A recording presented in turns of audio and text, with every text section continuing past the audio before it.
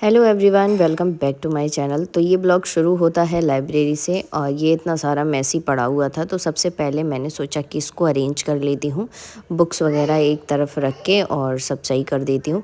दूसरा ये था कि आज जब मैं बैग लेके जा रही थी, थोड़ा मेरी तबीयत ठीक नहीं थी, इस वजह से मैं लाइब्रेरी नहीं जा रही थी, बट मैं कल गई थी लाइब्रेरी।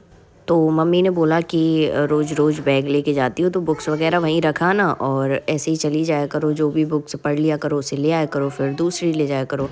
तो इस वजह से मेरा जो ये डेस्क था बहुत ज़्यादा मैसी हो गया था, क्योंकि मैं जो भी बुक्स लेके गई थी मैं वहीं पे ही रख के आई हूँ सारी बुक्स। सबसे पहले मैंने मूल विधि पढ़ी थी, क्योंकि यूपीएसआई और यूपीएससी की प्रिपरेशन साथ साथ में कर रही हूँ मैं। और जो लोग सोचते हैं कि यूपीएसआई की प्रिपरेशन करना बहुत नीचे स्तर की बात है, तो ऐसा नहीं है। अभी मैंने न्यूज़ में देखा था कि उड़ीसा में जो होम गार्ड की वैकेंसी होती हैं, 5th क्लास पास जिसमें मांगते हैं, उसमें वो लोग भी शामिल थे जो यूपीएससी की प्रिपरेशन कर रहे थे। और 8,000 लोग वहाँ पहुँचे थे, और वैकेंसी मुझे नहीं याद रही कि कितनी वैकेंसी थी वहाँ पे। तो मुझे लगता है कि बेरोज़गारी इतनी ज़्यादा है कि कोई भी जॉब जो है छोटी बड़ी नहीं बची है आज के टाइम में।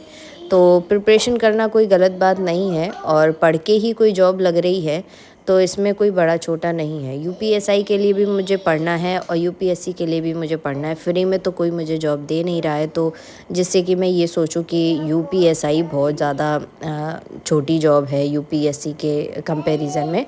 तो यूपीएससी की प्रिपरेशन कर रहे हैं हम, लेकिन कोई जॉब, मेरा पर्पस ये है कोई एक गवर्नमेंट जॉब मुझे लेनी है, चाहे यूपीएससी अभी मेरा क्लियर हो या ना हो, लेकिन एक जॉब मुझे मिल जाए, उसके बाद में अच्छे से मैं प्रिपरेशन कर पाऊँ। क्योंकि अभी मेरा छोटा बेबी है, फिर घर को मैनेज करना है, तो बहुत सारे काम ऐसे रहते हैं कि यूपीएससी एक बड़ा टास्क है जिसके लिए आपको 10 घंटे की पढ़ाई चाहिए, कंसिस्टेंसी चाहिए, उसके साथ साथ में मतलब बहुत ज़्यादा अच्छा टाइम चाहिए। उसके लिए क्या है कि मेरे पास टाइम की कमी है, और अभी मेरा बाबू छोटा है तो उसको भी देखना रहता है। तो चलिए सबसे पहले मूल विधि का स्लॉट कंप्लीट कर लेते हैं।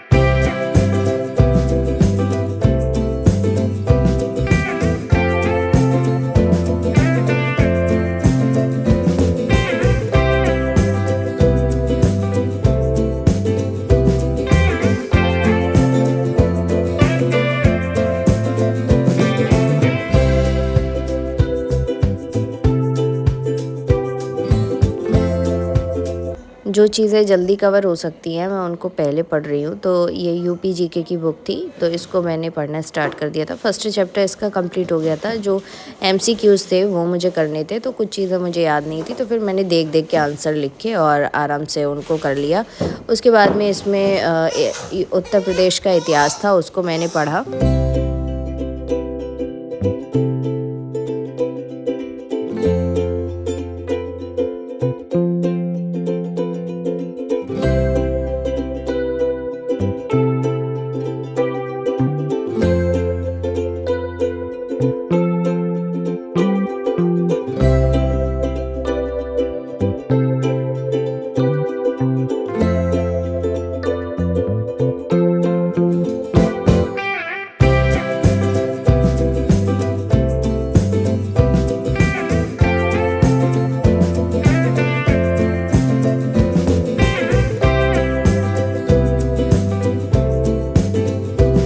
यूपीएसआई के सब्जेक्ट्स को पढ़ने के बाद में मैंने उठाई अपनी पीवाईक्यू की बुक, यूपीएससी पीवाईक्यू की बुक, क्योंकि पीवाईक्यू करना बहुत ज़्यादा इम्पोर्टेंट है। तो अभी मेरा ज्योग्राफी चल रहा है, तो सबसे पहले मैंने ज्योग्राफी के पीवाईक्यूज़ ढूंढे और उनको करना स्टार्ट किया। तो इसमें टॉपिक वाइज़ दे रखा है, ये भी बहुत अच्छी बात है। बुक मुझे ये पर्सनली बहुत पसंद आती है जब मैं पढ़ती हूँ उसको। पीवाईक्यूज़ करने से हमें ये पता चलता है कि कौन सा सेक्शन, कौन सा टॉपिक बहुत ज़्यादा इम्पोर्टेंट है, जहाँ से क्वेश्चंस ज़्यादा बन रहे हैं, तो उसी तरीके से हम याद करते हैं। और दूसरा ये है कि ये अभी मैंने जो पीवाईक्यूज़ पढ़े हैं, तो उससे मुझे पता चला कि एक टॉपिक को कई तरीके से क्वेश्चंस आते हैं। टॉपिक सेम है, आंसर भी सेम है उनका, बट क्वेश्चन का पूछने का तरीका चेंज हो जाता है। तो कई तरीके से एक ही क्वेश्चन को पूछा गया है, तो उससे क्या होता है कि जब भी हम टॉपिक दोबारा से पढ़ते हैं तो उसका रिवीजन अच्छे से हो जाता है कि यूपीएससी इस तरीके से भी क्वेश्चन पूछ सकती है।